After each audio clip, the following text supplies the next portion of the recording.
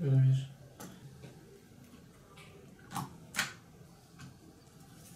Hoş geldin. Sağ olun. Geçmiş olsun. Sağ olun hocam. Nedir şikayetimiz? Hocam tırnaklarımda hafif yaralar var. Evet. Bir de tırnak aralarında var, ayak tırnaklarımda var.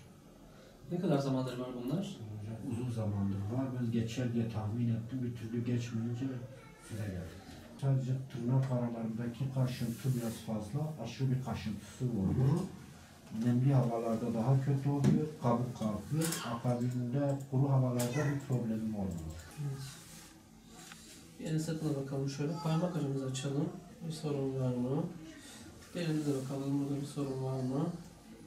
Uyuz hastalığı sarkop denilen bir canlının yol açtığı bir kaşıntılı cilt hastalığı. Şu an için ne yazık ki ülkemizde salgın halinde devam ediyor. Çok yaygın bir hastalık.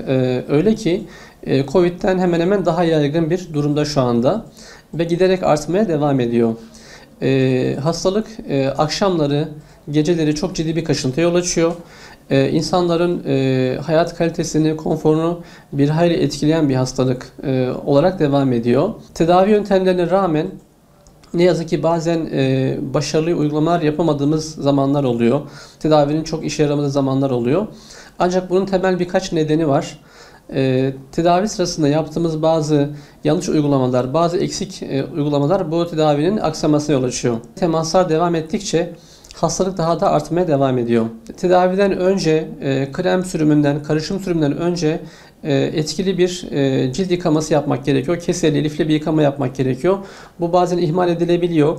Bu yapılamadığı zamanlar yine tedavi etkisi birazcık zayıflayabiliyor. Tedavi sırasında bazı hasta yakınları veya aile fertleri kaşınmıyor düşüncesiyle, kaşınmadığı için uyuz olmadığı düşüncesiyle tedavi almayabiliyor. Tedavi almadığı zamanlarda o hastadan hastalık bulaşmaya devam ediyor. Yakın temasla, sıcak temasla bulaşan bir şey olduğu için mutlak surette hastaların bu yakın teması kesmeleri gerekiyor. Temizlik yaparken kıyafet temizliği, ev temizliği, çarşaf temizliği mutlaka iyi yapılması gerekiyor. Ve yıkanan kıyafetlerin ütülenmesi gerekiyor mutlaka. Çünkü bu canlı kıyafetlerimize yaşayabiliyor ve oradan bize bir kez daha bulaşabiliyor. Bir diğer atladığımız nokta tırnak kesimi. Tırnakların çok kısa kesilmesi gerekiyor ve törpüleyerek hijyenik bir hale getirilmesi gerekiyor. Bunun dışında kullanılan kremlerin tüm aile fertleri tarafından kullanılması gerekiyor. Aile fertlerinden kaşınmayanlar uyuz olmadığı düşüncesiyle bunu kullanmazlarsa eğer bu durumda hastalık çoğalabiliyor ve dağılabiliyor.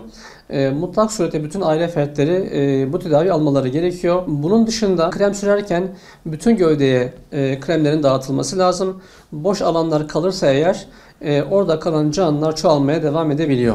Uyuz hastalığı dermatolog kontrolünde tedavisi yapılan bir hastalıktır. Mutlak surette bir cildiyeci görmek gerekiyor. Onun öngöreceği, onun yazacağı ilaçlarla, karışımlarla tedavi yapmak gerekiyor.